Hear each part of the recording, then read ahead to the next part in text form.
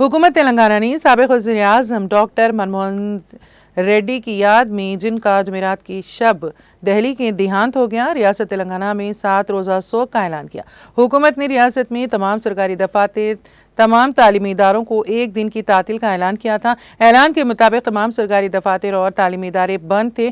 Doctor Manmohan Singh के इंतकाल पर गवर्नर और चीफ मिनिस्टर ने गहरे दुख का इजहार किया। हुकूमत ने रियासत में 7 रोज़ा शोक का ऐलान किया। इस सिलसिले में चीफ सेक्रेटरी शांति कुमारी ने अहकाम जारी किए।